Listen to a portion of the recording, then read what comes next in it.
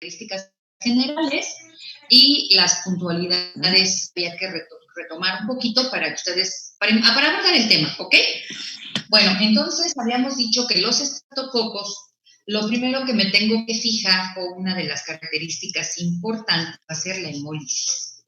De hecho, el que yo vea y aprenda a ver la hemólisis me va a ayudar mucho cuando yo esté haciendo la identificación de los estreptococos. Es lo primero que me tengo que fijar. El desarrollo de los estreptococos es puntiforme, entonces es poco frecuente que uno pueda confundirlos con un estafi.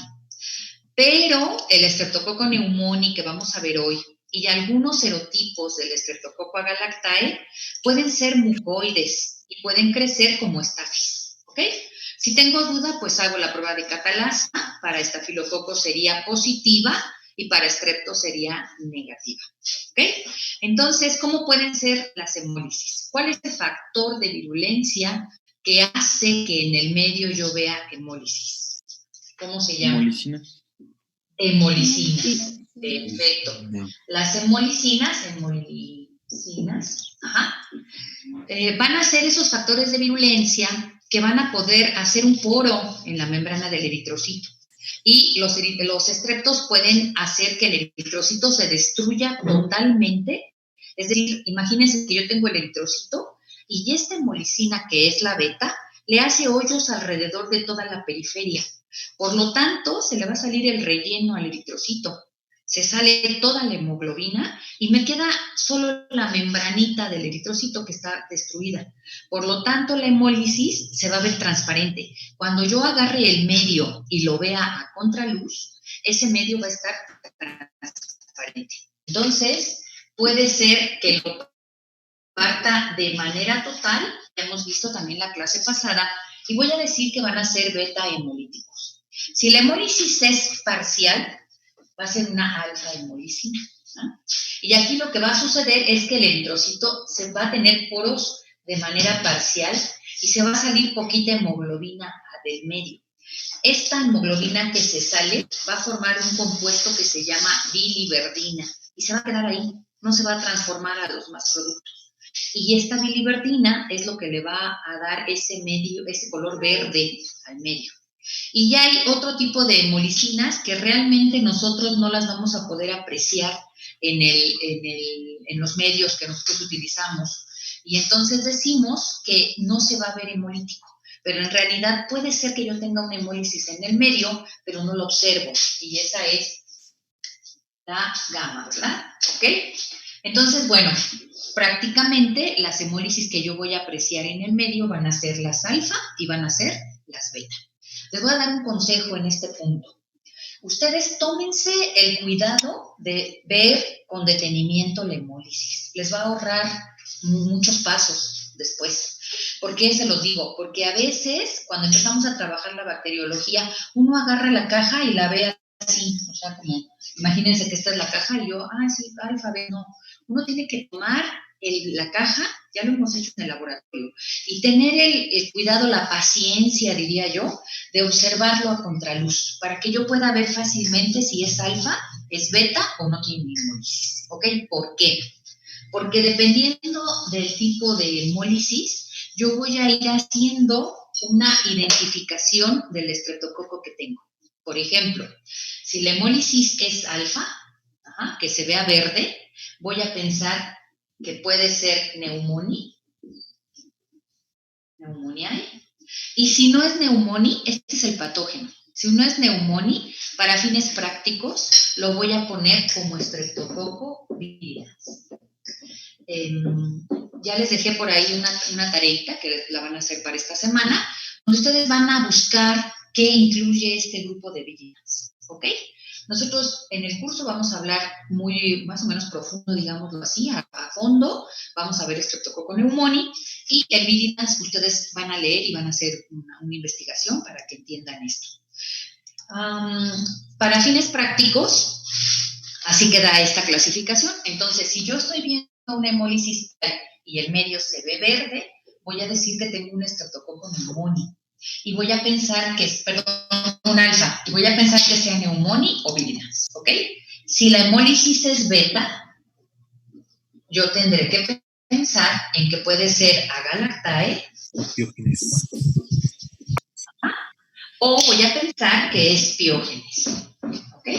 Vean qué importante es para empezar a hacer las pruebas siguientes. Primero veo la hemólisis y en base a la hemólisis yo voy a ir metiendo taxos que me van a permitir ver si es Neumoni, si es Vírida, si es Agalactae, en fin. Pero lo primero que tengo que ver es la hemólisis. ¿Ok? ¿Hasta aquí? ¿Alguna pregunta? No, química. No. ¿No? Ok. Una Bueno, que entonces, miren, acuérdense que a mí me encanta. ¿Sí? ¿Hay una pregunta? no, creo que no. Ok. Fíjense, entonces, si la hemólisis es alfa, se va a ver verde. Si la hemólisis es verde, voy a pensar en Neumoni o voy a pensar en Viridians. Este es como un algoritmo, ¿no? Para que me acuerde yo. Verde, Neumoni, Viridians. Y si es beta, entonces sería la hemólisis total, ¿verdad? Totalmente. Voy a pensar en que sea Agalactae o que sea Piógenes, ¿ok? Entonces, si es verde, pienso en Neumoni, que es el patógeno, o pienso en Viridans, que es el comensal. Y si es una hemólisis total, que se va a destruir todo el eritrocito, voy a pensar en Agalactae o voy a pensar en Piógenes. Vamos a hablar del Streptococcus pneumoniae.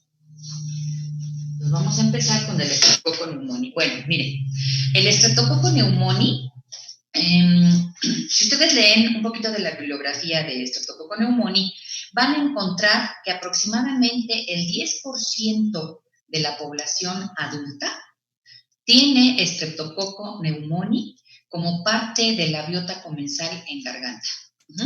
¿Qué quiere decir esto de parte de la biota normal? Que pues el paciente, bueno, ni siquiera es paciente, ¿verdad? Es una persona que es asintomática, ¿ok?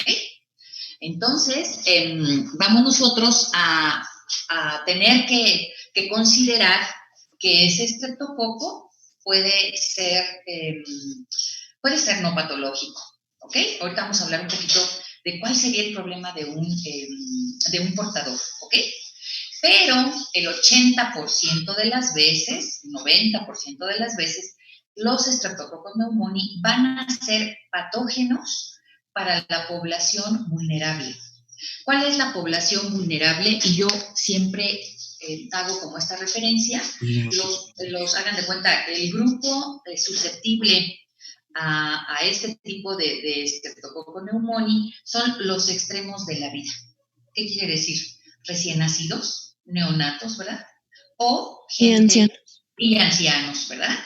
Y uno se pregunta, o sea, oye, ¿qué tan malo es el Streptococcus pneumoniae? Tan malo como fatal. O sea, muchos de los ancianos hacen neumonías y es por Streptococcus pneumoniae y se mueren por ese estreptococo, ¿ok? Antiguamente, cuando no teníamos la vacuna para los recién nacidos, muchos recién nacidos hacían meningitis por Streptococcus pneumoniae. Algunos se morían y otros quedaban con retraso, ¿ok? Entonces vean cómo este Streptococcus pneumoniae puede ser tan bueno, digámoslo así, que puede ser una persona portadora, pero esta persona tiene que ser una persona sana, que no tenga inmunocompromiso, y tiene que ser una persona que no esté en extremos de la vida, ¿ok?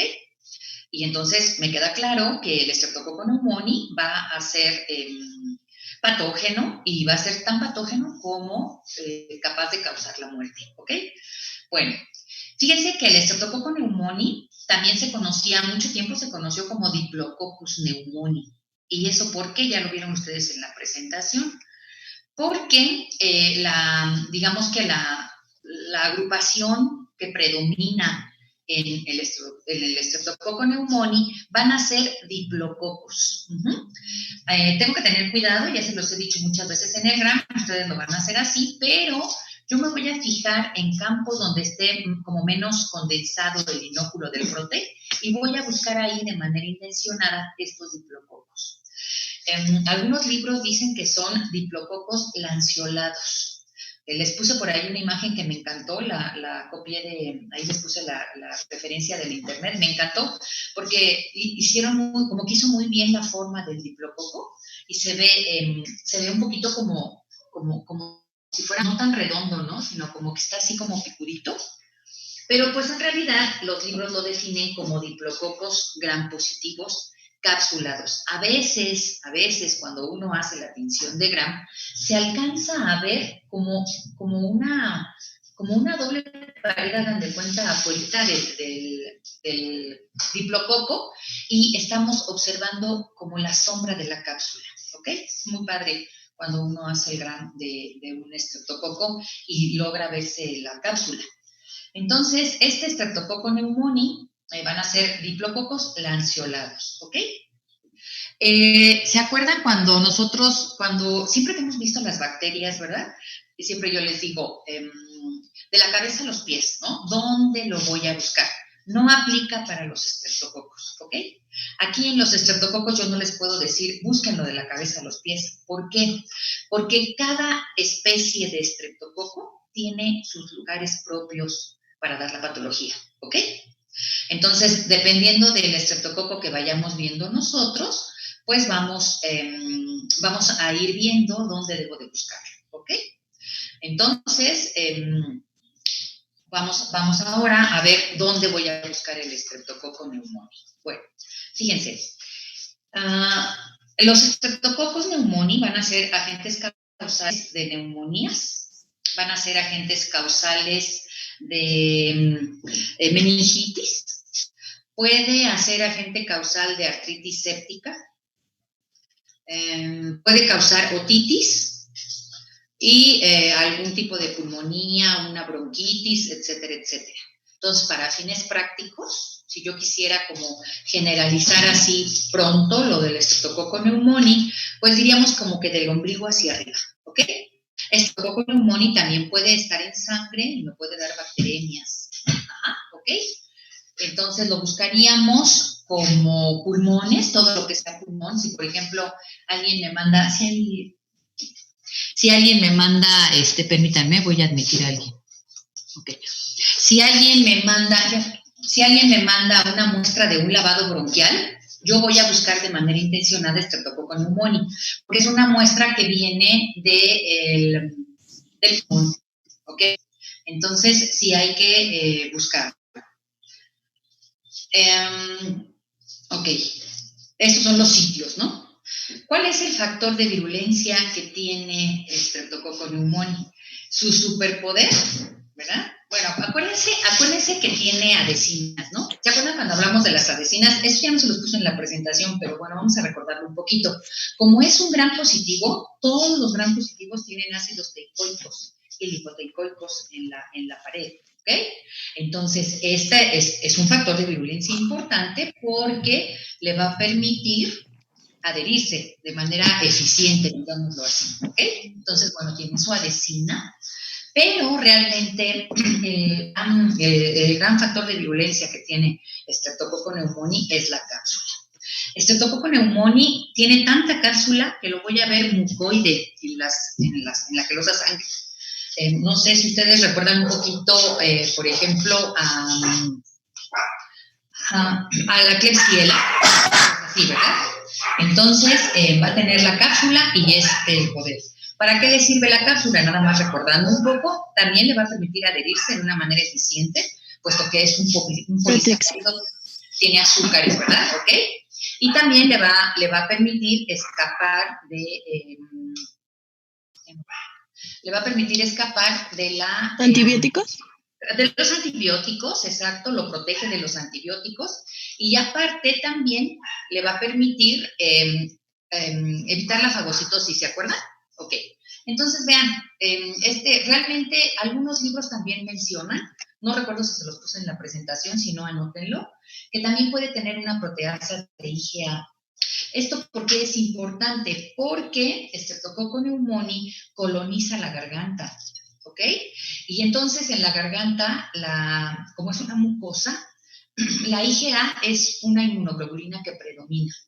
Al tener Streptococcus pneumoniae, esa proteasa de IgA puede inactivar esa inmunoglobulina, y entonces para el estreptococo perfecto, porque puede colonizar sin problemas la garganta, ¿ok? Entonces, si a mí me llega un exudado faríngeo, me llega un cultivo de secreción óptica, me llega un cefalorraquídeo, me llega un producto de un lavado de sinusitis, o me llega líquido pleural, o un lavado bronquial, sangre, o líquido articular, ajá. A todo eso tendré que estar lista, tendré que estar atenta para buscar de manera intencionada el estreptococo pneumoniae. ¿Ok?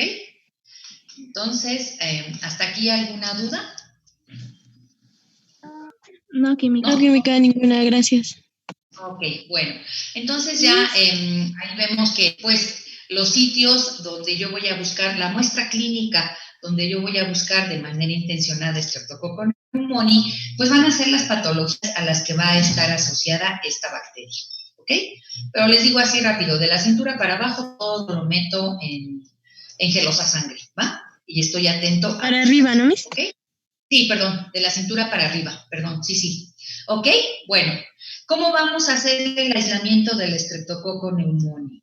Primero, me llega la muestra y ahí viene una pregunta. ¿A todas las muestras les tengo yo que hacer una tinción de Gram? ¿Sí o no? Pensando en Streptococcus pneumoniae. Sí. ¿Ok? Sí. ¿Ok?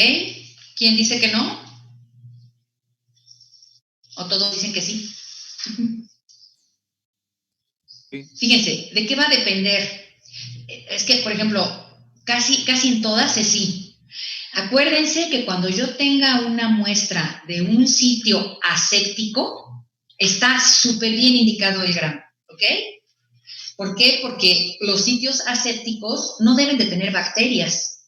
Entonces, por ejemplo, cualquier muestra que venga del pulmón no debe de tener nada. La sangre, el líquido sinovial, todo eso no, a excepción de la garganta, ¿no? Que la garganta pues es un sitio séptico donde realmente no me va a ayudar en mucho, al contrario, me puede como confundir el que yo haga una tinción de Gram, ¿ok? Pero para todo lo demás, como decía su compañera, está indicada la tinción de Gram. ¿Qué voy a buscar al Gram? Pues voy a buscar este tipo de agrupaciones, diplococos Gram positivos. Ok, le hago el Gram. Miren, cuando ustedes tengan una muestra para un cultivo, siempre que puedan, si pueden ponerlo en un caldo de enriquecimiento, por ejemplo, si yo tengo una muestra de líquido cefalorraquídeo, antes de hacer nada, protejo, me curo en salud. ¿Ah? Voy a agarrar 2 gotitas de ese líquido y lo voy a colocar en un caldo de enriquecimiento. Y después de que he hecho eso, lo segundo que voy a hacer es sembrar, hacer los cultivos. Y por último, voy a hacer la tinción de Gram. ¿Cuál sería la intención? Pues en caso de que sea patógeno, pues saber antes de realizar, o sea, de manejar la muestra, o sea, sin en condiciones. Exacto. Exacto. La intención es, yo no sé si es patógeno o no. Si viene de un sitio que es aséptico, pues yo estoy suponiendo que si encuentro el Streptococcus pneumoniae, seguro que sí. Pero, ¿qué tal si yo a la hora de hacer el Gram le pongo la gota y luego hago el frote? Estoy contaminando la muestra. Lo que estoy haciendo al seguir estos pasos, este orden, es proteger la muestra. Si la muestra se me contamina, por ejemplo, y en la tinción de Gram, que haya estado sucio el portaobjetos, que los colorantes ya estén contaminados, cualquier cosa que suceda, yo tengo mi caldo de BHI protegido y de ahí podría recuperar el patógeno. ¿Ok? Entonces, bueno, lo voy a hacer por precaución, pero hablo del Streptococcus pneumoniae, le hago entonces la tinción de Gram y lo voy a sembrar. ¿En qué medio lo tengo que sembrar? En agar sangre sí o sí. ¿Ok? Oye, ¿va a crecer en gelosa chocolate? Sí, crece en gelosa chocolate. Porque también está enriquecido con sangre, ¿verdad?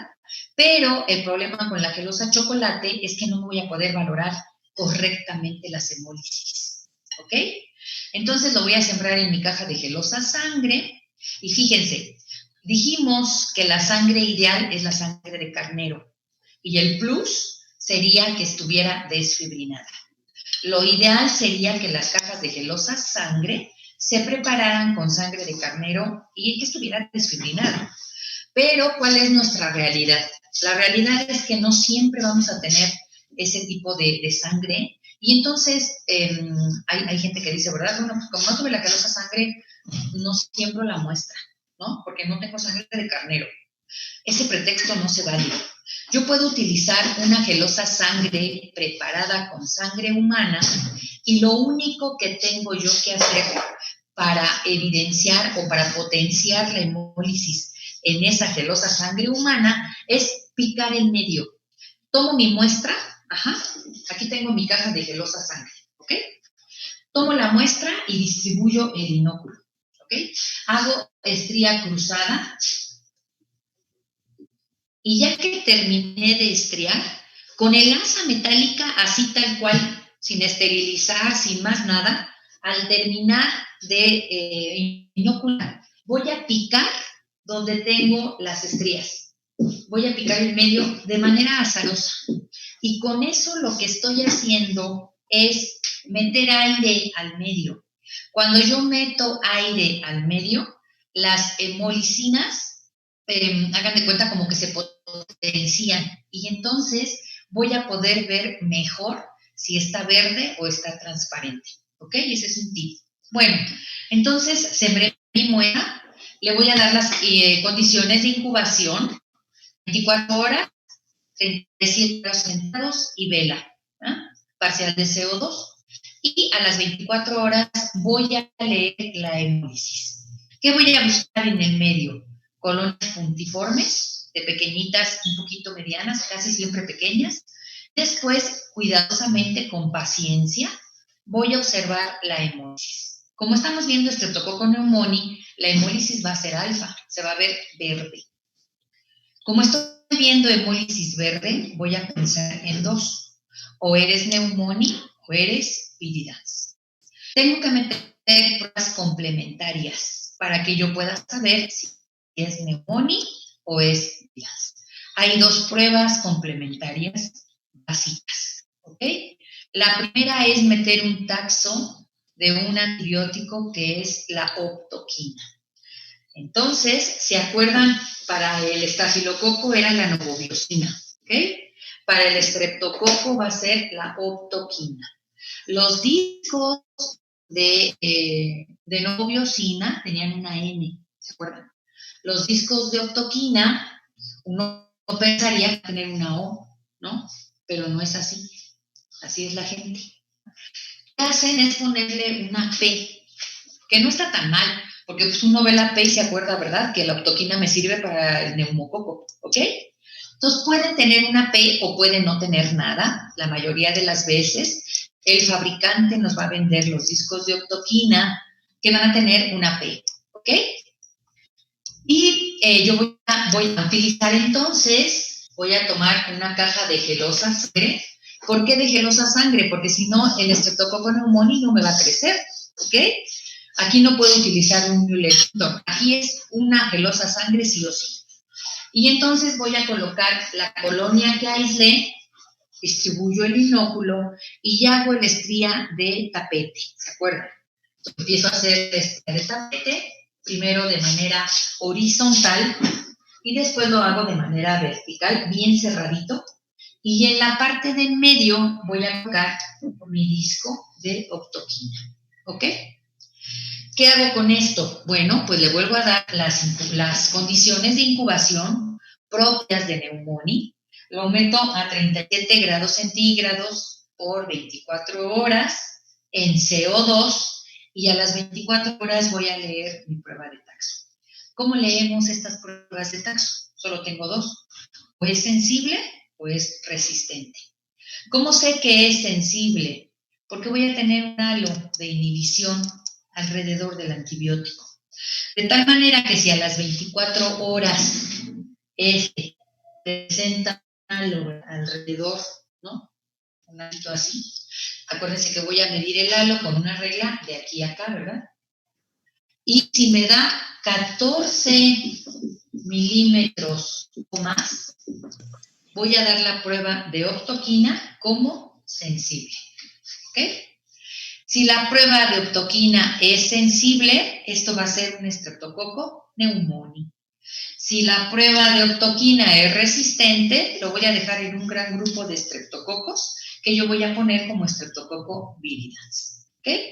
Entonces, es una prueba que es barata, es rápida, es confiable y me permite establecer la especie del estreptococo. ¿Ok? Hagan de cuenta, la gente que se ha encargado del estudio de esto ha encontrado que el problema a veces son los halos. O sea, a veces dice uno, oye, es que yo como que le veo el halo de 13 milímetros. Y alguien dice, no, lo tiene de 14. O alguien lo puede ver hasta de 15, ¿no?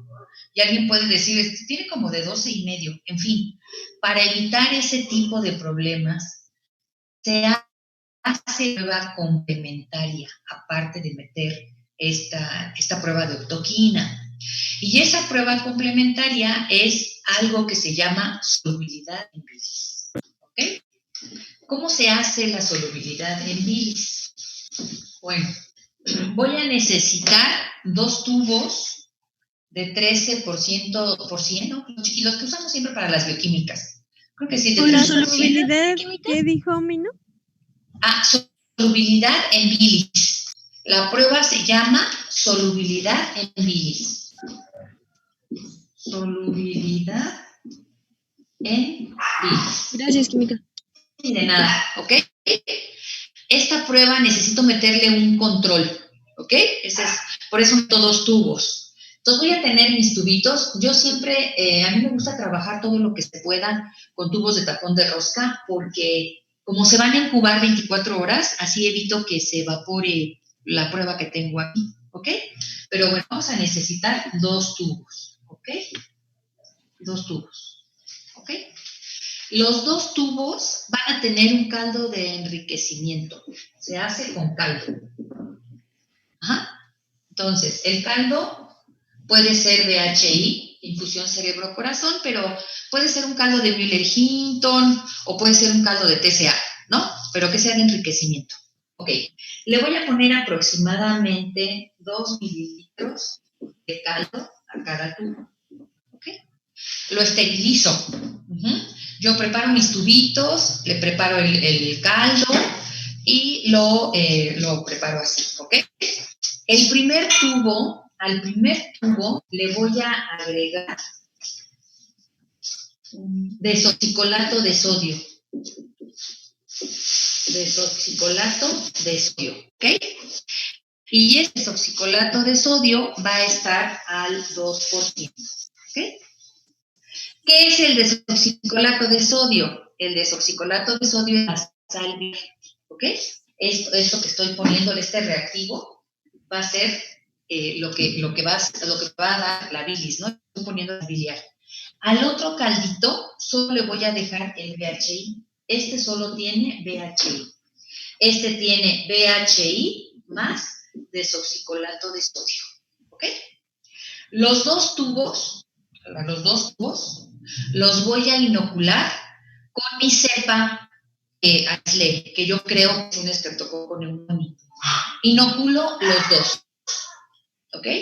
Ya que inoculé mis 2 caldos, lo voy a incubar 24 horas, las mismas condiciones, 24 horas, 37 grados centígrados, CO2, ¿ok? Y después de esto, las 24 horas lo voy a leer. ¿Por qué la prueba se llama solubilidad en bilis? El tubo que tiene la sal biliar va a estar transparente. Cuando yo lo inoculo, lo hemos hecho en el laboratorio, ¿verdad? Por ejemplo, cuando hacemos el Marfarland de 0.5, yo agarro y ¿qué es lo que estoy leyendo? Turbidez. Cuando yo lo tengo turbio, quiere decir que ese caldo tiene bacterias. Pero después de incubar el Streptococcus pneumoniae, hagan de cuenta que se va a morir con la sal biliar, se solubiliza en la sal biliar. Por lo tanto, mi tubo que tiene la sal biliar yo lo voy a sacar a las 24 horas y va a estar transparente. Y en tanto que mi control, aquí estoy viendo, inoculé los dos con el mismo estreptococo. Aquí estoy viendo que el Streptococcus pneumoniae esté vivo, que no haya sido que sea soluble, sino que la cepa hubiera estado muerta, ¿ok? Ya. Entonces, para poder interpretar la prueba de solubilidad en bilis, el que tiene la sal biliar va a estar transparente. Y mi control positivo, que solo tiene el caldo, va a estar turbio. ¿Tienen alguna pregunta en cómo se hace esta prueba de solubilidad en bilis? No, química. ¿Ok? Es complementaria. Si es soluble, si se desaparece en el caldo con la sal biliar, eso es un estreptococo pneumoniae. ¿Ok? Química, una pregunta, ¿el desoxicolato es al 10% o al 2%? Bueno, es que no, perdón, es al 10. No, sí es al 10. Es al 10. Sí, gracias. es al 10. Es que al 2% es para otra prueba, que es de mato. Gracias. ¿Ok? Bueno, entonces así es como voy a hacer el aislamiento y así es como voy a hacer la identificación. ¿Ok? Todo esto se los puse también en la presentación, pero bueno, fíjense. Ok, vamos a terminar ya casi con Streptococcus pneumoniae. Ya nada más me falta hablarles de la sensibilidad antimicrobiana. Streptococcus pneumoniae va a ser también una bacteria que tiene muchos mecanismos para hacer resistencia bacteriana. ¿Ok? Entonces, va a ser una bacteria que obligadamente le voy a tener que meter el antibiograma. ¿Cuáles van a ser los cuidados para el antibiograma? Lo voy a hacer por difusión en placa, en medio del método de Kilby-Bauer. ¿Qué tengo que hacer? Preparo el medio con la base de Müller-Hinton y ya que esté el medio tibio, lo meto a autoclavear, todo el rollo. Ya que esté tibio, lo adiciono con sangre al 5%. Y esa placa yo la voy a utilizar para la prueba de sensibilidad para el Streptococcus pneumoniae. ¿Ok? Porque el médico tiene que saber a qué es sensible, puesto que es una bacteria que hace sensibilidad pronto. Si yo solo recuperé muy poquitas bacterias de la muestra clínica de Streptococcus pneumoniae, para hacer la sensibilidad tengo que hacer el overnight. Ya me parece que también les había hablado de esto cuando hablamos de la sensibilidad por el método de Kilby-Bauer. Estas bacterias que son de lento desarrollo o que crecen como un poquito, da trabajo alcanzar el 0.5 de Marfarland. Entonces, ¿qué hago? ¿Qué quiere decir overnight? Toda la noche. Lo que voy a hacer es tomar el caldo de BHI, tomar esas poquitas colonias que yo tengo y voy a incubar en CO2, 24 toda la noche, etcétera, etcétera. Al otro día va a estar turbio y con esa turbidez yo ajusto el Marfarland al 0.5. Ya que hice el overnight, ya que ajusté a 0.5, inoculo mi caja de gelosa sangre base Müller-Hinton y coloco los discos para el antibiótico. ¿Ok? Cuando yo esté haciendo la sensibilidad, también intento meterlo en la jarra de CO2. ¿Ok? ¿Alguna pregunta?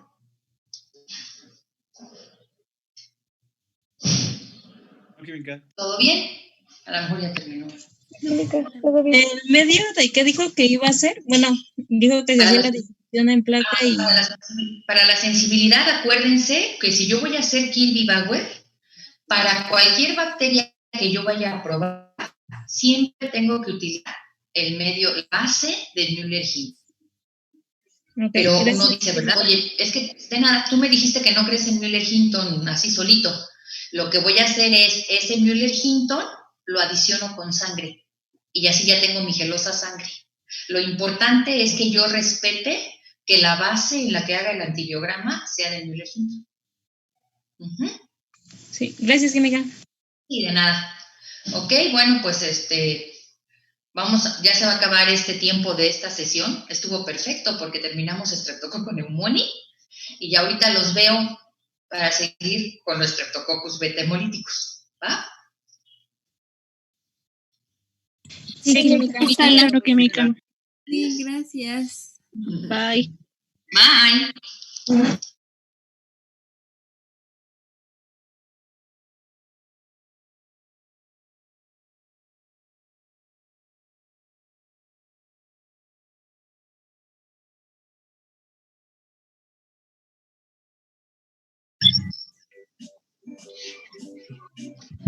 En este papelito no.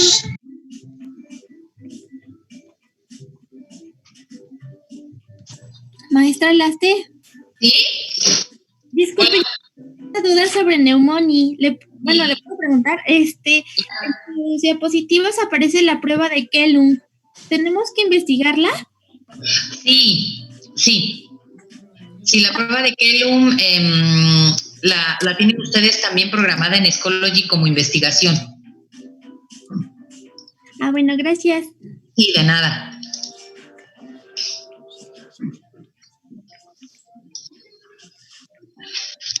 Bueno, entonces miren, ya nada más para terminar con Streptococcus pneumoniae, quiero comentarles porque se me hace un dato curioso. Fíjense que cuando hay una infección por Streptococcus pneumoniae, tiene como dos características muy importantes el caso. Los pacientes que tienen este tipo de infecciones, que como ya habíamos dicho, generalmente van a ser personas que están en extremos de la vida o bien tienen algún proceso, van a presentar una leucocitosis súper importante. ¿Alguien se acuerda que leucocitosis qué quiere decir?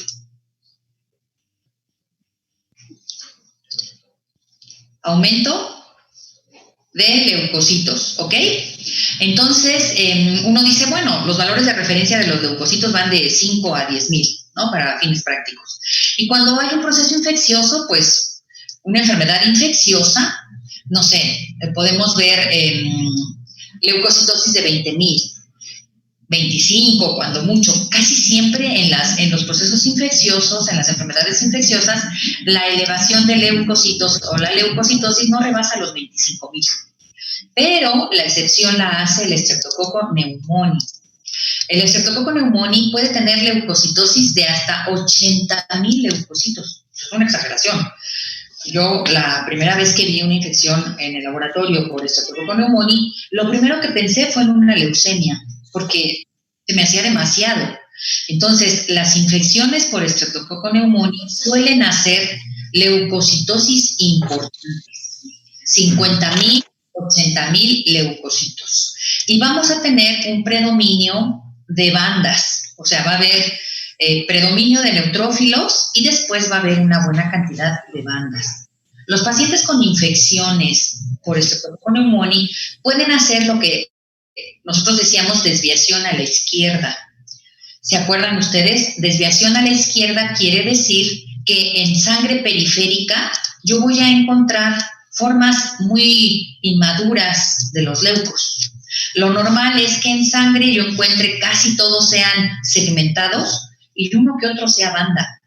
En el caso de las infecciones por Streptococcus pneumoniae, va a haber leucocitosis importante, va a haber neutrofilia importante, pandemia y voy a encontrar metamielocitos en sangre periférica. Eso es lo que se conoce como desviación a la izquierda. Entonces, esos son como los casos clásicos de una enfermedad infecciosa por Streptococcus pneumoniae, ¿ok? Bueno. Su compañera me preguntaba hace ratito por la prueba de Kellum.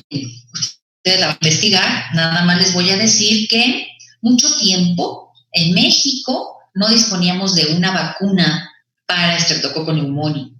Cuando yo empecé a trabajar la bacteriología, hace ya como 30 años más o menos, había mucha meningitis, pues, éramos un país que tenía meningitis por Streptococcus pneumoniae y por Haemophilus influenza, los dos predominaban. Y entonces empezaron a hacer estudios y demás, y tuvieron que crear una vacuna propia para nuestros serotipos mexicanos. Probaron vacunas gringas y la vacuna no funcionó, porque los serotipos de Streptococcus pneumoniae que hay en Estados Unidos son diferentes a los serotipos mexicanos. Entonces, la Secretaría de Salubridad y Asistencia hizo un estudio que fue con todos los estados participaron, y de ahí se determinaron cuáles eran los serotipos propios de nuestra población.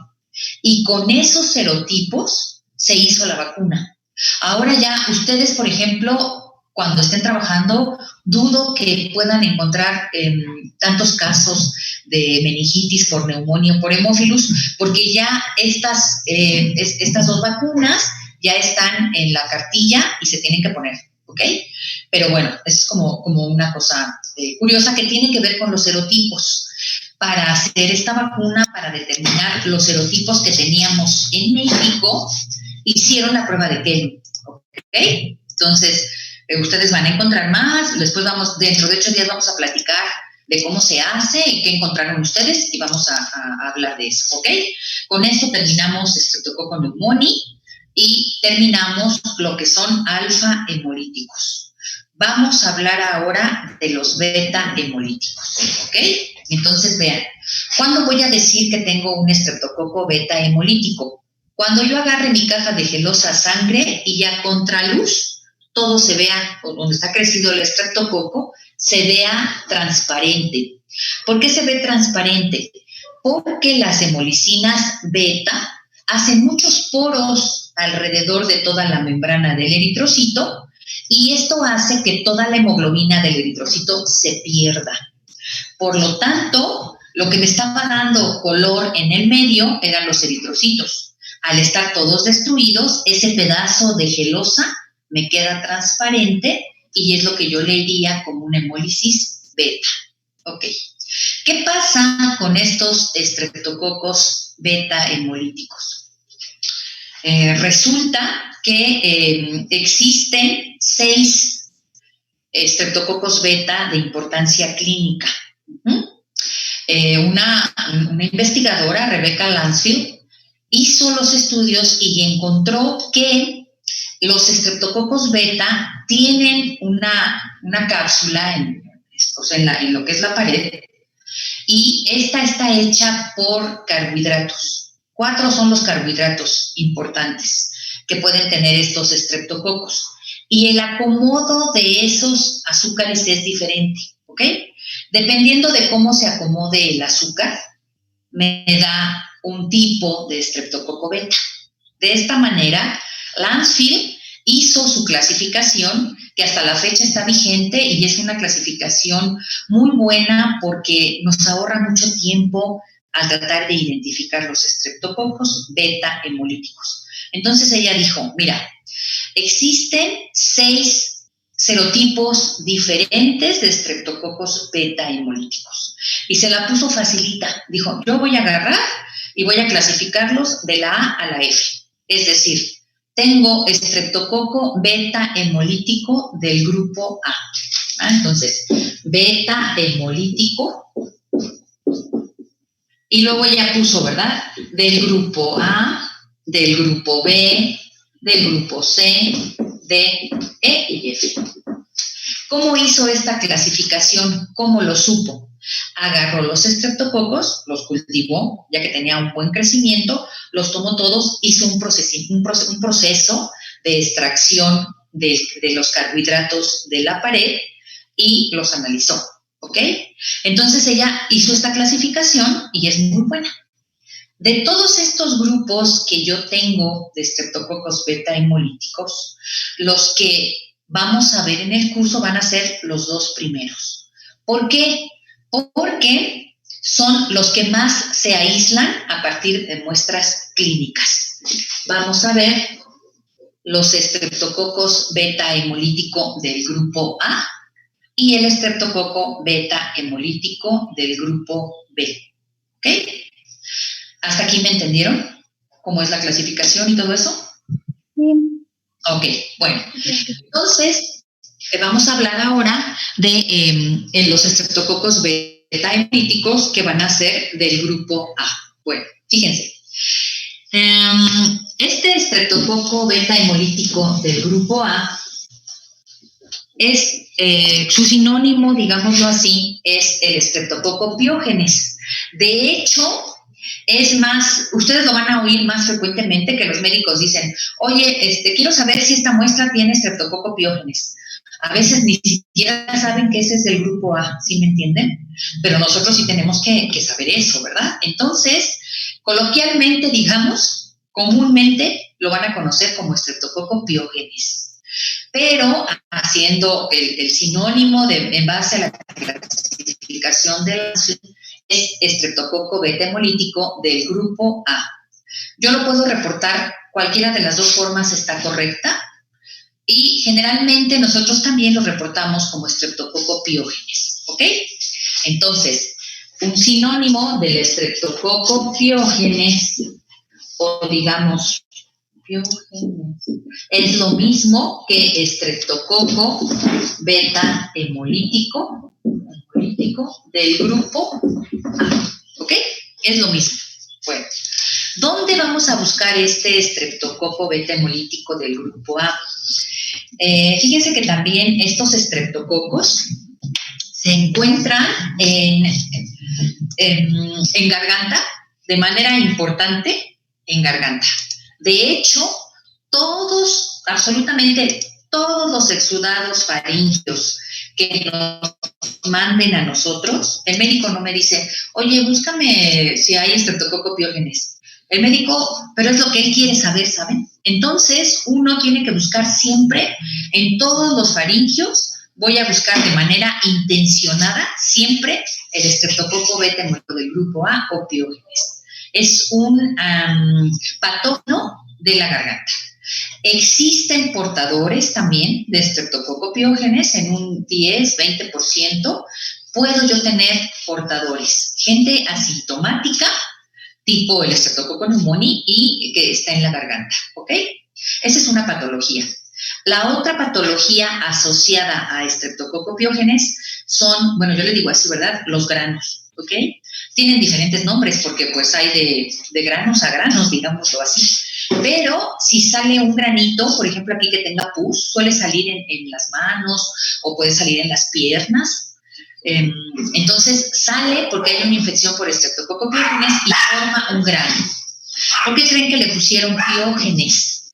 Porque esto viene de pus. Una bacteria piógena es aquella que produce mucha pus. Entonces, imagínense la cantidad de pus que es capaz de producir el estreptococo beta hemolítico del grupo A, donde su sinónimo es piógenes, ¿ok? Entonces, esta bacteria es muy purulenta, produce mucha pus. Cuando hay granos, los granos suelen ser, háganse cuenta, como una caverna, como un cráter, pues. Toda la parte, digamos, aquí tengo una mano, por ejemplo, ¿no? Y entonces, aquí tengo el grano, ¿ok? Este grano hace una caverna hacia abajo, es profundo. Y aquí están creciendo el estreptococo piógenes. Y todo esto que yo tengo en la parte de arriba se va a manifestar como una pus, ¿ok? Entonces, están asociados también a eso. Se ha visto también asociado, ¿se acuerdan cuando hablábamos del Staphylococcus aureus? De aquella enfermedad que estaba asociada al uso de tampones, que dijimos que es el síndrome de shock tóxico. Entonces, piógenes puede estar también asociado al síndrome de shock tóxico, pero este síndrome va a ser, digamos que clínicamente se puede manifestar igual, se manifiesta igual, una falla multiorgánica con daño que puede llevar a la muerte, solo que el agente causal es un estreptococo piógenes, ¿ok? Y también vamos a tener otro tipo de enfermedades, digámoslo así, por ejemplo la escarlatina también se asocia con este tipo de bacterias. Y es donde yo voy a tener, ¿por qué les estoy hablando de esto? Porque este tipo de muestras son las que yo necesito meter en una gelosa sangre para poder aislar e identificar al estreptococo piógenes. ¿Okay? Entonces, las muestras pues van a estar como, digamos, lo que es la garganta, todo lo que sea garganta, voy a meterlo con búsqueda intencionada. Si me llega alguna muestra de una secreción, ¿no? Sobre todo si es de un grano o de alguna herida que sea purulenta, voy a meterle este tipo de medios y lo voy a buscar. Es muy frecuente, por ejemplo, un paciente que tiene escarlatina, después vamos a hablar un poquito de eso, un paciente que tiene escarlatina, el médico me dice, oye, te voy a mandar el exudado faringio y quiero que me digas si ahí está el estreptococo piógenes. Si el estreptococo piógenes se aísla a partir del exudado, el médico dice, esta exantemática que tengo es escarlatina. ¿ok? Entonces sirve como para hacer diagnóstico. También, por ejemplo, yo acabo de tener, este fue un caso interesante, porque miren, había una paciente en el hospital donde yo trabajo que tuvo a su bebé, entonces le hicieron la episiotomía, que es un pequeño corte en los genitales, entonces le hicieron la episio y se le formó un absceso. Y bueno, después de que regresó al hospital por ese absceso, regresó muy mal, la tuvieron en terapia e hizo una sepsis. Ajá. Y entonces cuando me mandaron la sangre, en la sangre aislamos el Streptococcus pyogenes. Fue como algo curioso porque en 30 años es la primera vez que yo veo una sepsis por Streptococcus pyogenes, ¿ok? Pues la paciente estaba súper mal. Sí la libró, por suerte. Pero a lo que voy es que si ustedes están haciendo un hemocultivo, también tienen que pensar que puedo aislar un Streptococcus pyogenes, ¿ok? Entonces, básicamente diríamos que las muestras propias para búsqueda intencionada de Streptococcus pyogenes, pues van a ser las muestras de garganta y las muestras de granos, ¿no? Y la muestra de sangre, ¿no? Ahí es donde yo podría encontrar este tipo de bacterias, ¿ok? Bueno, antes de pasar al aislamiento y la identificación de Streptococcus pyogenes o del grupo A, vamos a hablar de los factores de virulencia que tiene. Streptococcus pyogenes es una bacteria que tiene varios factores de virulencia, ¿ok? Por ejemplo, hay algunos serotipos que tienen cápsula, ¿ok? Y ya hemos dicho mucho, hemos hablado de la cápsula, ya sabemos que pues, la cápsula permite la adherencia y evita la fagocitosis de manera importante, también hace que los antibióticos a veces no entren bien, entonces bueno, pero la cápsula es algo importante. Va a tener también un polisacárido que va a estar alrededor de su membrana y este que va a envolver también va a ser como estos azúcares que tiene alrededor de su pared, también le van a permitir evadir la fagocitosis, ¿ok? Tiene, si ustedes se acuerdan, que esta fue una pregunta de examen, que tiene la streptocinasa. Ajá. Acuérdense que la streptocinasa lo que hace es romper el coágulo de fibrina, entonces esto hace que pues el estreptococo se pueda mover, ¿no? A través de tejidos y llegar a lugares más profundos. También, por ejemplo, se sabe que tiene hialuronidasa, que rompe el ácido hialurónico. ¿Se acuerdan? Que dijimos que tenemos las células como si fueran tabiques y cada una de esas células tiene un pegamento, que es el ácido hialurónico. Entonces, este Streptococcus pyogenes es una bacteria que puede llegar a sitios profundos, se mete a tejidos más abajo, porque tiene esa capacidad, ¿verdad?, de romper el ácido hialurónico y que lo hace mediante la hialuronidasa. Tiene dos tipos de streptolicinas, que es la streptolicina O y la streptolicina S. Y de hecho, estas son importantes porque inventaron, hagan de cuenta, una prueba de laboratorio, seguramente lo han oído, que se llama antiestreptolicina, se abrevian así con mayúscula, se pone ASO. Ajá. Y este estudio de antiestreptolicinas forma parte de algo que se conoce como perfil reumático. Ahorita vamos a hablar de por qué. Pero lo que está detectando esta prueba de laboratorio, las antiestreptolicinas, es precisamente de una manera como indirecta. Si el paciente tuvo una infección por Streptococcus pyogenes, este Streptococcus pyogenes produjo las streptolicinas O y S, y lo que estoy haciendo ahora en el suero de ese paciente es buscar los anticuerpos que se formaron contra estas streptolicinas. Por eso se llama antiestreptolicina, ¿ok? También, bueno, pues obvio, va a tener dentro de los factores de virulencia, va a tener también la hemolicina beta, que pues también es muy importante porque rompe los eritrocitos de manera total. Y, bueno, tiene también algo que se conoce como la proteína M, ¿ok? Y esta proteína M va a ser importante porque puede ayudarle a bloquear, hagan de cuenta, el sistema del complemento. Entonces, el paciente no puede responder muy bien a una infección, una enfermedad infecciosa por Streptococcus pyogenes, porque tiene esa proteína M, ¿ok? Entonces, ¿qué, perdón, Miss?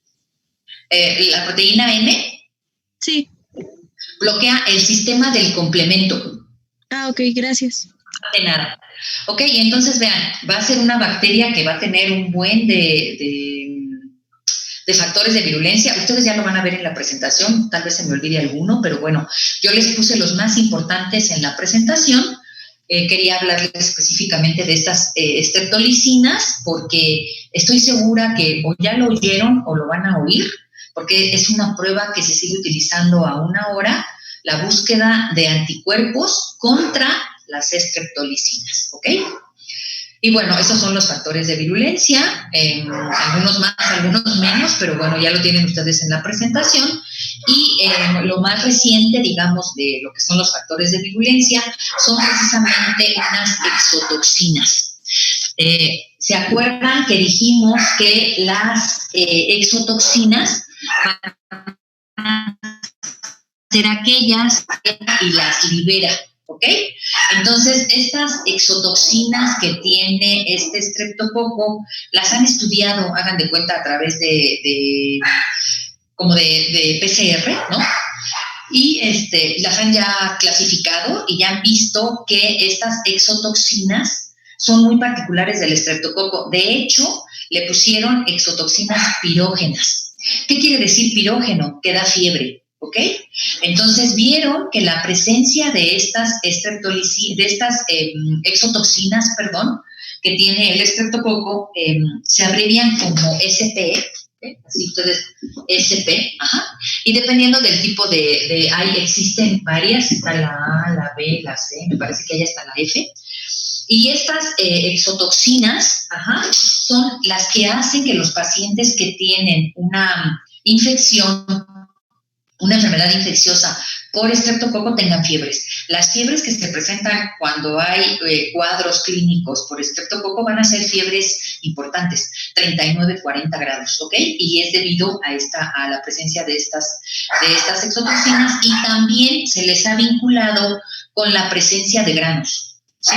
Ahorita vamos a ver qué quiere decir granos. ¿Se acuerdan que decimos cuando un paciente tiene una exantemática, ¿verdad? Que tiene la piel y tiene lleno de granitos, y muchos granitos aquí. Estamos diciendo, se le llama rash, ¿ok? Y el rash generalmente se debe a enfermedades virales, pero un caso muy importante es el Streptococcus pyogenes. El Streptococcus pyogenes va a dar enfermedades, infecciones, en las cuales el paciente va a presentar un rash. Y se piensa que estas, porque todavía están como en estudio, ¿saben? Se piensa que estas exotoxinas pirógenas son causantes de esa descamación, digámoslo así, que tienen los pacientes y de los rash, ¿ok? Que se presentan. Entonces, esos son los factores de virulencia. Ya hablamos también de las muestras y ahora vamos a hablar de la identificación, del aislamiento y la identificación, ¿ok? Bueno, ¿en qué vamos a aislar nosotros? Una pregunta. Sí. ¿Cuáles eran las streptolicinas? Bueno, hablando de las streptolicinas, me voy a poner aquí un ratito. Hablando de las streptolicinas, tiene dos tipos de streptolicinas el Streptococcus pyogenes, las O y las S. Entonces va a tener O y S. Este es un factor de virulencia que tiene el Streptococcus pyogenes, ¿ok? Y estas streptolicinas, pues, van a hacer que el paciente, bueno, le ayudan al streptococo a ciertas cosas. Por ejemplo, una de ellas es a lisar células. Se sabe, por ejemplo, que pueden lisar estas streptolicinas, la O y la S, no solo son capaces de lisar los eritrocitos, sino que también se ha visto que pueden lisar leucocitos o pueden lisar también plaquetas, ¿ok? Entonces, lo que hicieron las personas que se dedicaban a esto, inventaron una prueba de laboratorio a partir de la producción de estas dos streptolicinas. La prueba se llama determinación de antiestreptolicinas. y se abrevia prueba de ASO, antiestreptolicinas, ¿ok? Y estas, si están positivas, se titulan, hagan de cuenta como si fuera un GUMS. Acciones que se pueden hacer en placa buscando antígenos, anticuerpos, ¿ok? Dependiendo de cómo sea el reactivo. Generalmente lo que se busca son anticuerpos contra estas antiestreptolicinas, y entonces va a dar positivo, se titulan, y el médico de esa manera puede saber si el paciente tuvo una infección por Streptococcus pyogenes, ¿ok? ¿Sí, esa era la pregunta? Sí, química, gracias. Sí, ok. ¿Hasta aquí todo bien? Sí, química. Sí, química. Bueno, ok. Entonces vamos a hablar ahora de la identificación, del aislamiento y la identificación, ¿ok? Entonces, me traen la muestra clínica. Fíjense, la mayoría de las muestras clínicas para búsqueda de Streptococcus pyogenes tienen dos características. Primero, el médico no me va a decir, oye, búscame Streptococcus pyogenes, ¿ok?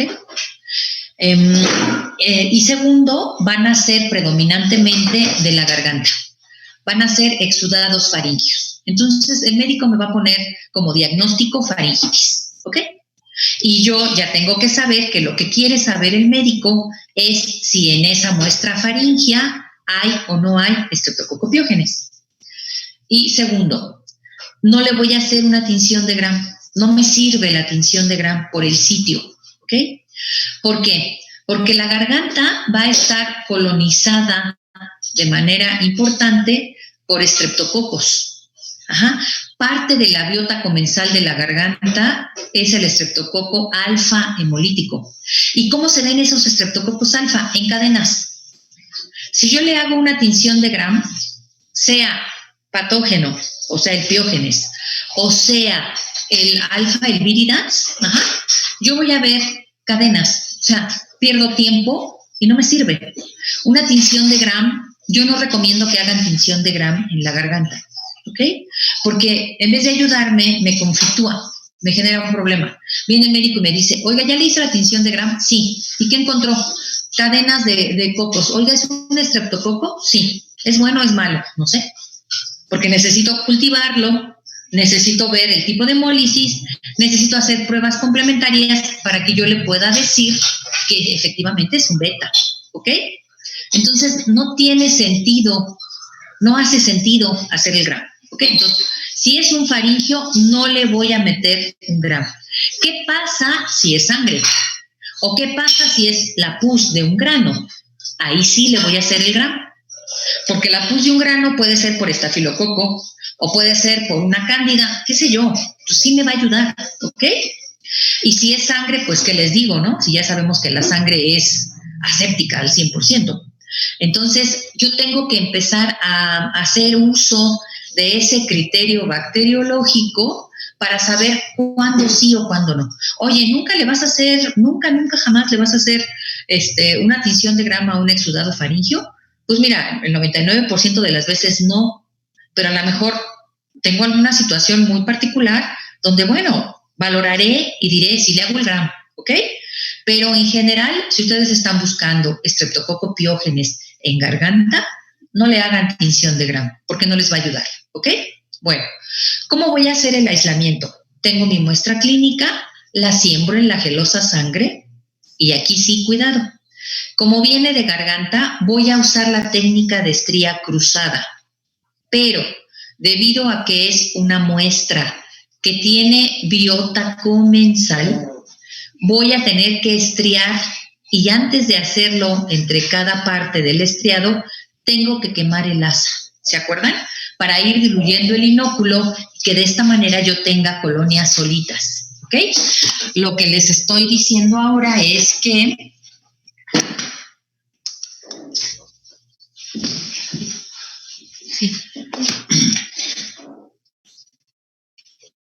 lo que voy a hacer es tener la sangre de gelosa sangre, la caja de gelosa sangre, perdón, voy a distribuir el inóculo, hago la estría cruzada y las últimas dos, estas dos, las dejo un poquito más abiertas, ¿ok?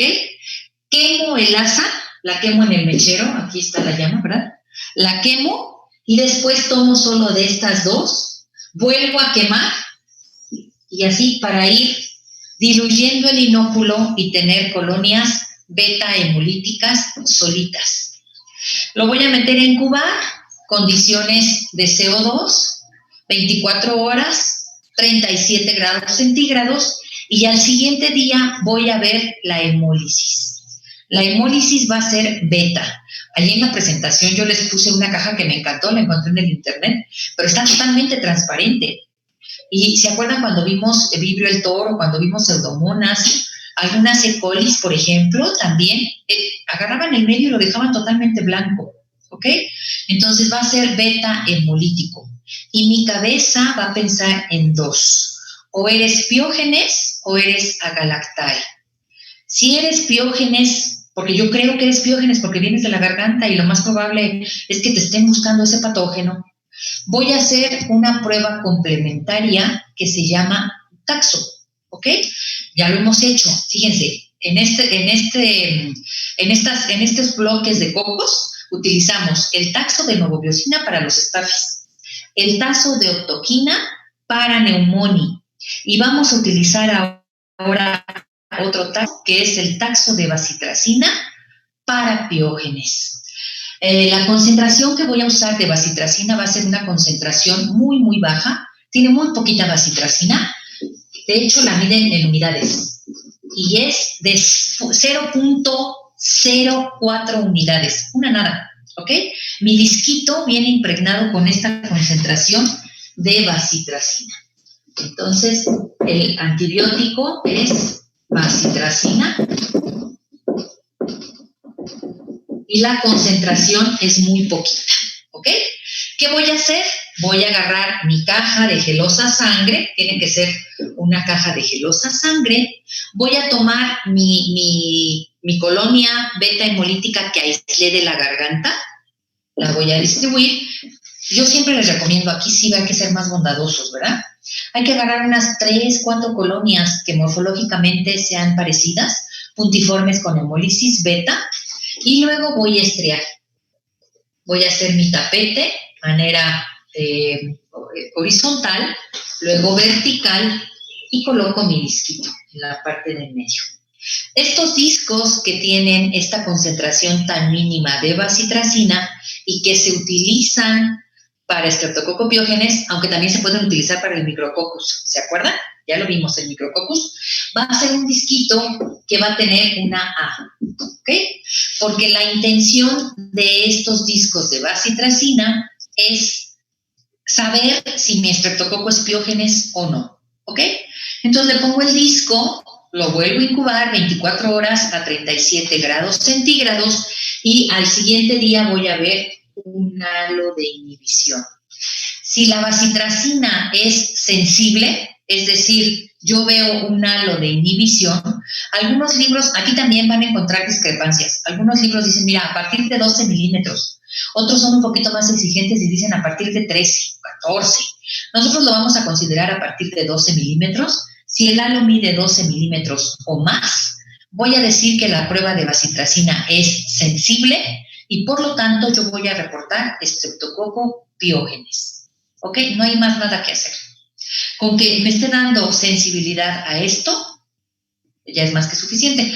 Aunque cuando veamos Agalactae, vamos a ver que algunos Agalactae, muy poquita, no sé, el 10% de los Agalactae, me pueden dar sensible la prueba de bacitracina. Entonces, bueno, a veces recomiendan que se meta la bacitracina y se meta la prueba de CAMP. La prueba de CAMP la vamos a ver en la próxima media hora, ¿ok? Bueno, ¿hasta aquí alguna pregunta? ¿De cuánto dijo que era el halo de inhibición? 12 milímetros o más. Ok, gracias.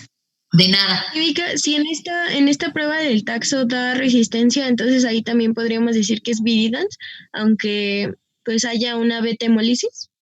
No. Fíjense, es buena pregunta, miren, fíjense. Solamente cuando yo tenga alfa hemolíticos, ¿ok? Que sea verde, voy a pensar en dos, en neumoni o en viridans. Solo esos dos, ¿ok? Si yo tengo beta hemólisis, pensaré en cualquiera de los de la A a la S, ¿ok? Pero hagan de cuenta que esto es exclusivo. Yo nunca voy a poder, utilizar, no voy a poder pensar en vidas si la hemólisis se ve. Para que sean vidas, tiene que ser naranja. ¿Sí? Sí, sí, es cierto. Ok, pero digo, estas son preguntas que, o sea, uno se va haciendo porque apenas estamos abordando el tema, ¿ok?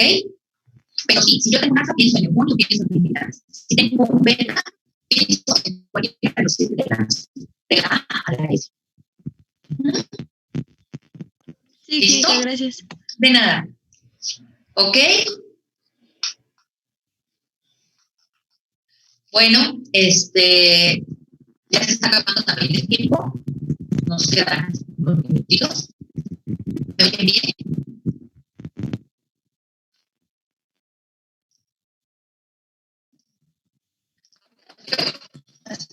A ver.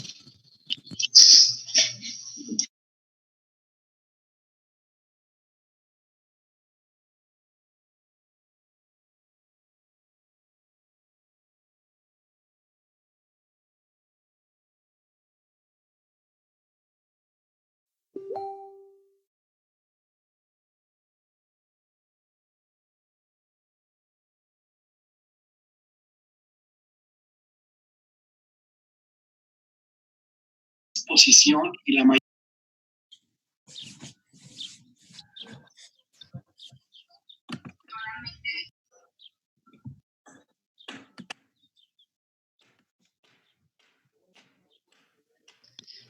Bueno, ok, entonces ya estamos casi por terminar lo de estreptococos. Bueno, por lo menos lo del Piógenes.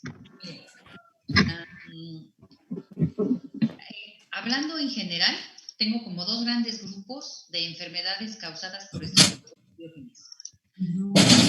Se conocen como supurativas, porque se acuerdan que les dije que el estreptococo Piógenes produce, es decir, las lesiones que ocasiona van a ser purulentas, ¿ok? Entonces, las han clasificado en supurativas, las que producen pus, y no supurativas. Y realmente las que son más peligrosas, más graves, son las que son no supurativas. Fíjense, yo diría que las supurativas son agudas y las no supurativas son como crónicas. Un paciente que tiene una infección a nivel de garganta por un estreptococo piógenes o en un grano y tuvo el estreptococo piógenes, puede ser que parezca que se cure. Pero si no terminó el tratamiento o si la bacteria estaba resistente o algo sucedió en ese ínter, este estreptococo piógenes puede producir unas proteínas en su metabolismo. Cuando está creciendo, en su metabolismo libera proteínas.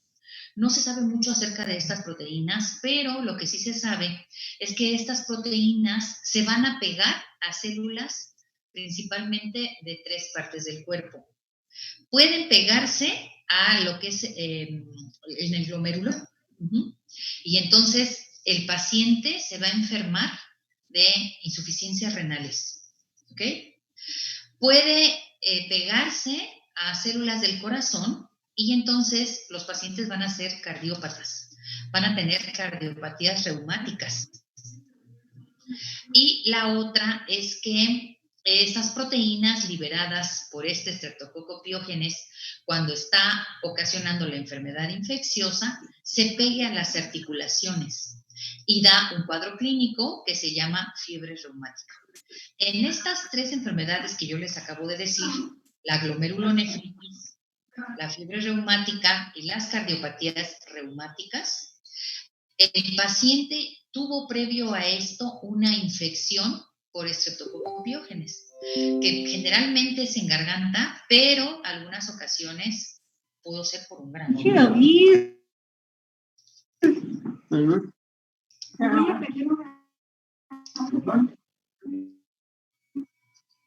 ¿Listo? Entonces, resumiendo, tengo 2 tipos de infecciones, supurativas y no supurativas. Supurativas, todo lo que sea grano, para fines prácticos. Y no supurativas, fiebre reumática, cardiopatía reumática o glomerulonefritis. ¿Ok? Fíjense. Habíamos hablado un poquito, dentro de las no supurativas voy a tener a la escarlatina. La escarlatina es una enfermedad propia de la infancia y el paciente va a tener fiebres muy altas, ataque al estado general, cefalea, puede tener un poquito de vómito, se va a sentir mal y se llama exantemática porque tiene granos. Entonces se va a llenar de granitos y le hacen un exudado. Obvio, los médicos tienen clínica propia, ¿no? Porque, por ejemplo, yo ahorita no les podría hablar muy bien de eso, pero hay enfermedades exantemáticas donde los granos se concentran, por ejemplo, en el tronco, o tienen granos a nivel de axilas o a nivel de espalda y se les inflaman los ganglios de aquí. El médico va haciendo la clínica y va pensando en qué enfermedad exantemática puede tener el paciente. Cuando el médico sospecha que su paciente tiene escarlatina, va a mandar al laboratorio un cultivo de garganta para ver si hay o no hay Streptococcus pyogenes. Es como una manera de asegurar, ¿no?, el diagnóstico de escarlatina. Porque ya se sabe que la escarlatina va a ser una exantemática producida por Streptococcus pyogenes, ¿ok? Pero el paciente no va a tener granos que le salga, ¿cómo se llama? O sea, no va a ser granos, va a tener el rash, ¿ok? Y esa escarlatina está metida dentro de las supurativas porque empieza el problema en la garganta, ¿ok? Realmente yo creo que este grupo de enfermedades agudas, que son las supurativas, pues son como lluvias. El paciente tiene sintomatología propia que va a hacer que consulte al médico y pues bueno, va ahí, le dan el tratamiento y se cura. El tratamiento para el Streptococcus pyogenes es penicilina, ¿sí? Esta bacteria, Streptococcus pyogenes, no es necesario hacerle las pruebas de sensibilidad. Es una bacteria que el 95% de los Streptococcus pyogenes siguen siendo sensibles a la penicilina. Por lo tanto, es una bacteria a la que no le tengo que hacer sensibilidad antimicrobiana. El médico le tiene que dar como tratamiento la penicilina, ¿ok? Y la pregunta igual, ¿verdad? Oye, ¿nunca le vas a hacer sensibilidad a un Streptococcus pyogenes? Hay que tener criterio. Si el médico me dice, oye, es un paciente que es su tercer o cuarto periodo, cuarto episodio de una faringitis por Streptococcus pyogenes, pues hay que pensar que algo raro está pasando por ahí, ¿verdad? Pues a lo mejor pudiera ser que esté dentro de ese 5% de las cepas que son resistentes a la penicilina, ¿ok? O, por ejemplo, pacientes que tienen varios procesos repetitivos de faringitis por piógenes y que a lo mejor son alérgicos a la penicilina. Pudiera yo hacerle la sensibilidad. Aquí me tengo que tomar un poquito de tiempo para decidir si le hago o no le hago la sensibilidad. Pero, en teoría, no debería hacerse, puesto que el 95% de las cepas de Streptococcus pyogenes siguen siendo sensibles a la penicilina. Ha habido una evolución en el tratamiento. Antiguamente se daban, cuando yo era chiquita, por eso muy antiguamente, ¿verdad? Se daban 10 penicilinas. Entonces, nos tenían que inyectar 10 días seguidos, porque la penicilina es esa de 850,000 unidades. Y entonces es un piquete diario, no me acuerdo, creo que sí es 800, no me acuerdo bien, pero es un piquete diario. Entonces, fíjense, la población más susceptible para tener faringitis por Streptococcus pyogenes son la infantil, tipo 5 años, 6 años, 7, ¿ok? Entonces, ahora agarra al niño e inyéctalo 10 días, no es cosa fácil, pero ese era el tratamiento. Y ya al final se ponía un benzetacil, que es de 1,200,000 unidades, y ese era el tratamiento, 11 piquetes por la maldita suerte de tener una infección por Streptococcus pyogenes. Era horrible, a mí me tocó, como 2 o 3 veces me pusieron ese tratamiento que era horrible. Pero Resulta que yo tengo una hermana y esta hermana nos salieron unos granos, quién sabe de dónde agarramos los granos, somos 3 hermanas chicas, y entonces nos dio, era un grano con pus supurativo, y supongo que fue por estreptococcus, ¿verdad? No me hicieron cultivo ni nada de eso, pero fuimos con el médico y nos dio el tratamiento que les digo. Y resulta que, como siempre, la más chiquita es la consentida, por suerte no era yo. Y entonces a mi hermana, la chica, le pusieron solamente como 4 inyecciones y se le quitó el grano. Y entonces dijo mi mamá, ya no la voy a inyectar porque pobrecita, lloraba, le dolía y no sé qué. Y bueno, no le apareció otra vez el grano no tuvimos, o sea, digamos, ella no es que le haya vuelto a salir, le haya vuelto a supurar, aparentemente se curó del grano, fueron como 5 inyecciones y pues mucho menos le pusieron el benzetacil, ¿verdad? Y como al medio año empezó a estar decaída, empezó a estar ojerosa y demás, y empezaron a inflamarse las articulaciones de rodillas, de codos y de muñecas. Y entonces fue una inflamación, un edema notorio. Se veían las manos, es más, de hecho, me acuerdo, perdía esta curvatura. Entonces hay un edema muy importante y hay un gran dolor. El edema es tan importante que se pierde la funcionalidad de la articulación. Entonces dejo de caminar y no podía sujetar los cubiertos. Tenía mi hermana como 5 años. No podía sujetar los cubiertos y bueno, ese proceso le llevó como 3 años de su vida, en el cual estuvo postrada, no podía caminar porque la articulación súper hinchada. Los médicos como que no sabían muy bien qué tenía. Entonces era un tratamiento tras otro. Yo recuerdo que era muy doloroso porque, pues bueno, estaba acostada y entonces yo alguna vez llegué, me senté en la cama y ese movimiento que hice a la hora de sentarme y mover la cama, bueno, le dolió tantísimo todas las articulaciones que estuvo yo como 2 horas. Al final, que es como un poquito el tratamiento, se cura con corticoides. Entonces tuvo un tratamiento muy, muy largo por corticoides y preventivo. Tuvo que estarse inyectando el benzetacil como desde los 8 años hasta los 25. Entonces, en teoría, debería de haberse seguido inyectando el benzetacil, pero no fue así. Entonces, esta fiebre reumática, que es post-infección por un estreptococcus, es muy, muy, muy horrible, muy fea, difícil de tratar, difícil de curar, y por eso yo considero que sería mejor hacer un diagnóstico oportuno cuando se tenga el periodo agudo de la enfermedad, la faringitis o el grano o lo que sea, ¿ok? En el caso, por ejemplo, de la glomerulonefritis, los pacientes pueden hacer una falla renal tan importante que requiera de, ¿cómo se llama? Cuando les... Una diálisis, gracias. Se me fue el nombre.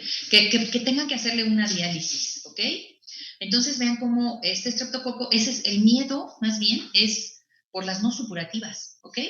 Porque cuando uno está ante una enfermedad supurativa que tiene el cuadro agudo, es doloroso, hay inflamación, hay dolor de garganta, no puede uno comer, en fin, se trata. Por suerte, ahora el tratamiento actual son 3 penicilinas con un benzetacil. Entonces, la gente se apega más a los tratamientos. Esto tardaron muchos años en descubrir que protege, es como de acción prolongada y protege como por 1 mes. Y bueno, ese es el tratamiento que se da ahora para poder evitar este tipo de enfermedades no supurativas. ¿Ok? ¿Alguna pregunta? No, química. Yo dije, ya creo que no me oyen. Bueno, ok. Entonces, eso es en cuanto a las patologías. Interesante todo lo que son las patologías no supurativas. Importante. Por ejemplo, las cardiopatías. No sé si ya se los he contado, no recuerdo, pero Cuando yo estaba trabajando en un hospital para niños, en un hospital de niños, el cardiólogo como que de manera frecuente iba a solicitar que le hiciéramos el exudado faríngeo a toda la familia. Tenía 3 hijos, él, la esposa y la señora que les ayudaba a SEO, y entonces él frecuentemente les hacía como ese tipo de estudios para ver si no tenía el estreptococo piógenes, porque él tenía mucho miedo de las cardiopatías. Él decía que había visto varias cardiopatías post-estreptocócicas, entonces solía hacer ese tipo de cosas, ¿verdad? Porque pues sí es como de miedo, ¿no? Digamos, se daña el corazón de manera importante y una persona que tuvo un cuadro agudo por estreptococo piógenes puede terminar con un cuadro crónico por una cardiopatía, ¿ok? Entonces, bueno, ya con esto terminamos estreptococo piógenes. El cuadro de faringoamigdalitis por estreptococo piógenes es un cuadro muy clásico. Sí. Bueno, es que como que se cortó su audio, pero dijo que, bueno, ¿por qué se tiene que hacer exudado a todas a la familia? Bueno, miren, la idea es de que puede haber portadores de estreptococo piógenes. Entonces, puede ser que una persona, por ejemplo, eso se da mucho con las personas que llegan a cuidar a los niños, por ejemplo, puede ser que no tengan sintomatología porque son portadores del piógenes. Ajá. Entonces, puede que ahí se esté infectando la familia y sería una cosa de nunca acabar si no se encuentra al portador. Entonces, aquí es importante darle tratamiento a todo el núcleo familiar, incluyendo al portador, que no va a tener sintomatología. Es más, va más allá, ¿no? Es complicado porque yo, por ejemplo, me pregunto, ok, la familia se va a inyectar y va a tener que hacer lo que sea, ¿no? Puede que hasta la persona vamos a suponer que el portador sea la persona que cuida a los niños, que no es del círculo familiar, pero interactúa con ellos. Vamos a suponer que ella accede a ponerse el tratamiento, pero esa persona tiene un núcleo familiar externo, donde a lo mejor el hermano, el novio, el esposo, el hijo, qué sé yo, él es portador. Entonces ahí siempre va a estar contagiándose, ¿no? Del estreptococo piógenes. Pero bueno, el cardiólogo sí creía mucho en eso y siempre, a lo mejor coincidía con que contrataba a una nueva persona, ¿no? Y entonces le mandaba a hacer el exudado a todos. No hay que olvidar que hay portadores de estreptococo piógenes, al igual que de estreptococo pneumoniae, portadores de piógenes, ¿ok? Entonces, sí, por eso sería lo importante de estar haciendo los cultivos para el cardiólogo, ¿ok? Supongo, porque le daba miedo la cardiopatía, más que la enfermedad como tal, ¿ok? El cuadro clínico de una faringitis por estreptococo piógenes es muy clásico. Hay dolor, hay fiebre, no puede uno comer, seguramente varios ya hemos pasado por este tipo de eventos. Y cuando nos examinan la garganta, hagan de cuenta que agarramos resistol del blanco, del 850, y nos lo pusimos en toda la garganta. Así se ven las amígdalas. Se ve súper rojo, están aumentadas de tamaño y todas blancas, cubiertas de esa pus. En realidad eso blanco es la pus que está produciendo el estreptococo piógenes, ¿ok? Fíjense, hay una pregunta lógica, pienso yo, porque, por ejemplo, un niño se enferma y luego puede pasar 3 meses, le dan el tratamiento, lo lleva a cabo, se pone las tres penicilinas y el benzetacid, y al medio año hace otro cuadro por estreptococo piógenes. Y puede ser que al medio año se vuelva a enfermar y así se la pasan los pobres, no sé, 3, 4 años se enferman seguido de esto. La respuesta es que el sistema inmune va a crear anticuerpos contra el estreptococo piógenes, eso ya está demostrado. Pero la situación es que existen los serotipos. Hay más de 90 serotipos diferentes de estreptococo piógenes. Por lo tanto, una persona se puede enfermar 90 veces por estreptococo piógenes hasta que cree anticuerpos anticuerpos contra los 90 serotipos, ¿ok? Esa es la explicación de por qué se forman varices a lo largo de la vida por estos estreptococos. Y todos los estreptococos piógenes me pueden dar enfermedades supurativas y enfermedades no supurativas, ¿ok? Química. Sí. ¿Cuál? No te oigo. ¿Podría llegar a confundirse estreptococo piógenes con una enfermedad como cándida, ¿no? Por lo que aparece en la garganta como resistol blanco. El algodoncillo. Sí. Bueno, lo que comenta su compañera es que hay una enfermedad que también se da mucho en infantes, niñitos pequeñitos, aunque también es como de extremos, ¿saben? Como de muy pequeños o grandes, o personas que tienen inmunocompromiso, entonces pueden infectarse por cándida.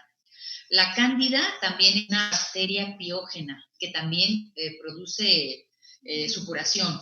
Entonces, sí, nada más que generalmente cuando hay esto que se conoce como algodoncillo, es más bien propio de la lengua, abarca la lengua y puede abarcar también las amígdalas, pero más bien es como la lengua, ¿saben? En cambio, cuando tenemos una faringitis por estreptococo piógenes, se ve muy, muy localizado, digámoslo así, la pus, la cosa blanca, en lo que son las amígdalas. Pero sí podría pensarse en un algodoncillo, ¿no? Sí. Sí, pero cuando hiciéramos el cultivo, acuérdense, un exudado faríngeo, yo le voy a meter la gelosa sangre, la gelosa chocolate, sales de manitol, un medio para enterobacterias y un medio para cándida, porque cualquiera de esos 5 patógenos puede ser agente causal de una faringitis, ¿ok? Pero sí, una manera de diferenciar el algodoncillo de una infección por piógenes es la localización. El algodoncillo pasa a ser como más aeróbico, de cuenta, más hacia la lengua. Y el piógenes tiende a ser más hacia adentro, ¿ok? ¿Alguna otra pregunta? Yo química. Sí. Bueno. Sí. Si la persona es portadora y es asintomática y no se trata, ¿le puede dar lo que nos comentaba de las no supurativas? O no. Cuando ya llega a la edad avanzada, que sería el otro extremo de la vida, en la vejez, no sé, ¿le podría dar la enfermedad o algo así? No. Fíjense que la mayoría de las veces, así los estudios que hay, las investigaciones que han hecho, generalmente las personas que son portadoras se hacen comensal y no libera ese tipo de proteínas. En tanto que las personas que pasan por un cuadro agudo, ya sea a nivel de garganta o ya sea a nivel de algún grano, alguna enfermedad de esas, sí logran pues hacer las no supurativas. Y otra cosa, no todas las personas, hagan de cuenta como que hay personas que son más susceptibles a tener este tipo de enfermedades no supurativas. ¿A qué voy con esto? No todas las personas que hayan tenido un proceso de faringitis o de un grano por estreptococo piógenes va a terminar en una no supurativa.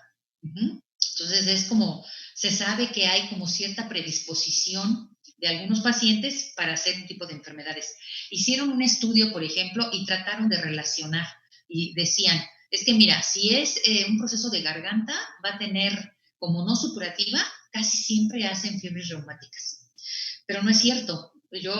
La situación que yo viví fue que en realidad era al contrario, o sea, era un grano que en teoría debió de haber tenido como no supurativa una glomerulonefritis, y en realidad aquí lo que hubo fue una fiebre reumática. Entonces, tampoco está bien aceptado que si el estreptococo te dio una faringitis vas a hacer fiebre reumática, o si te dio por un grano vas a hacer glomerulitis o cardiopatías.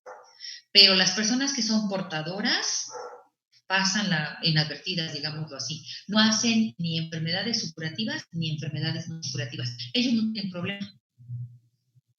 ¿Y cuál es la Ah, otra ok, gracias, pregunta? Vanessa. Nada. No, yo tenía la otra pregunta. ¿Hay como un periodo como específico entre la supurativa y la no supurativa? O sea, entre el cuadro agudo y el cuadro crónico. Sí, más o menos es como medio, 8 meses. Pero también va a depender de otro tipo de cosas, como por ejemplo, como la fortaleza del paciente, ¿no? Yo, por ejemplo, con también a otra persona que hizo, ella era una compañera de laboratorio, y ella hizo un cuadro de faringitis, no se hizo el cultivo, porque ya ven en casa del herrero asadón de palo, ¿verdad? Entonces no se hizo el cultivo, pero tenía la sintomatología, la garganta toda blanca, así era como un cuadro de Piógenes. Le dieron tratamiento, le dieron una cefalosporina, no sé por qué razón, y ella dice que se la tomó. En cuanto terminó el tratamiento, la internaron y terminó en una diálisis. O sea, fue un proceso súper rápido. Y el diagnóstico fue glomerulonefritis post-estreptocócica, porque después le hicieron el cultivo y salió el Piógenes, ¿ok?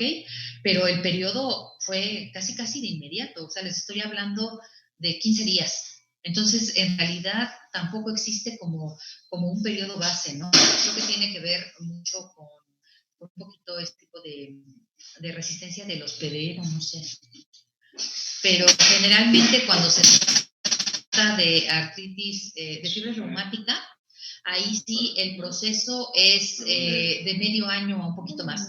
No es un proceso como luego. ¿Ok? Sí, gracias. Y de nada, ¿alguna otra pregunta? Yo tengo otra pregunta. Sí, ¿cuál es? ¿Es posible que un paciente que tiene, por ejemplo, la faringitis o la escarlatina o sea, ¿es posible el Ajá. contagio? Sí, fíjense que el estreptococcus pyogenes es, yo diría que altamente contagioso. Sí, la escarlatina es una enfermedad que se puede transmitir, es de contagio, igual, por ejemplo, la faringitis e igual los granos, sí, es muy contagioso. Solo que acuérdense también que depende de varias cosas, ¿verdad? De dosis infectante, es importante, y del sistema inmune de cada persona. Porque si no, resulta que pues tendríamos todos los niños enfermos, ¿no? Y por suerte no es así. Pero sí son enfermedades altamente contagiosas. Uh-huh. Así es. ¿Alguna otra pregunta?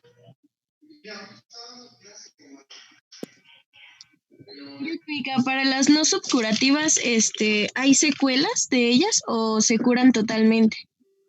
No, fíjense que las no supurativas, por ejemplo, y yo creo que eso era el miedo que le daba al cardiólogo, porque una vez que estas proteínas de desecho del Streptococcus pyogenes se meten al corazón, lo dañan de manera permanente. Entonces, son pacientes que van a hacer diferentes cardiopatías, o sea, no sé específicamente cuál es la que más predomine como daño, pero esa persona se hace cardiópata. O sea, el daño es irreversible y se hace cardiópata. ¿Qué pasa, por ejemplo, en el caso de la fiebre reumática? En el caso de la fiebre reumática, las proteínas se meten en todo lo que son las articulaciones, incluyendo, por ejemplo, los dedos, las muñecas, lo que son el codo, las rodillas, los tobillos, ¿ok? En todo ese sitio se meten estas proteínas y va a ser difícil de curar. O sea, son pacientes, bueno, yo lo hablo porque lo viví. Son pacientes que van a requerir de sí o sí un tratamiento con corticoides, lo cual ya de por sí va a dejar 2 años que vienen asociados a los corticoides. Seguramente ustedes lo saben mejor que yo, pero los que llevan farma, por ejemplo, ¿no? Porque como efectos secundarios, la persona se hace velluda, o sea, tiene hipertricosis. Y también sobrepeso. O sea, los corticoides como efectos secundarios, ¿por qué? Porque van a ser tratamientos largos. O sea, les estoy hablando controlado, ¿no? La dosis y demás, pero les estoy hablando de un tratamiento de medio año, un año, ¿ok? Entonces, tienen esos efectos secundarios y además, imagínense una articulación que no se movió por un año. O sea, en todas estas partes del cuerpo. Los pacientes requieren de fisioterapia que les va a llevar otro año más o menos para que puedan regresar a su vida normal. Pero si se recuperan, hay por ahí unos reportes de algunos casos que no lo logran, pero les puedo decir que sí se logra con estos efectos secundarios y a veces se deforma, por ejemplo, el codo, por ejemplo, ya ve que nosotros lo podemos doblar así, entonces las personas pueden quedar, por ejemplo, con limitación para doblar el codo o quedar con limitación al rotar la muñeca o cualquier articulación que haya sido dañada. Pero lo que sí sé es que los cardiópatas, ellos sí, de plano, la cardiopatía se les queda para siempre. Y en el caso de la glomerulonefritis, se han visto 2 casos. Uno donde se hace la diálisis y es como 3 diálisis, 4 diálisis y el paciente cura, puede regenerar el glomérulo y queda bien. Y hay otros casos donde el paciente se queda con un daño crónico. Y entonces, dependiendo de qué tan avanzado sea el daño, pues puede requerir otro tipo de tratamientos. Pero sí, el daño al corazón, ese sí es como irreversible. Ok, gracias, Química. Sí, de nada. ¿Tienen alguna otra pregunta? ¿No? Bueno, ok, pues entonces terminamos por hoy. Ya nada más nos falta para terminar el curso, nos falta ver Streptococcus agalactae, enterococos y micobacterias. Vamos a terminar el curso bien, no hay problema. Y pues dependiendo de cuándo nos den el regreso a las actividades, estaríamos programando las prácticas, ¿ok? Para que lo vean ustedes físicamente a nivel de laboratorio, vamos a hacer hemólisis, todo de lo que hemos estado hablando. Y bueno, estaremos en espera del regreso. Por lo pronto nos vemos de hoy en 8, a la misma hora. Gracias, Química. Y de nada, que tengan Gracias, Química. Gracias. Gracias, Química. Química, cuídense mucho. Ustedes también cuídense mucho. Adiós. Bye. Gracias. Adiós. Buen día. Buen día. Adiós, Miss. Bye. Bye.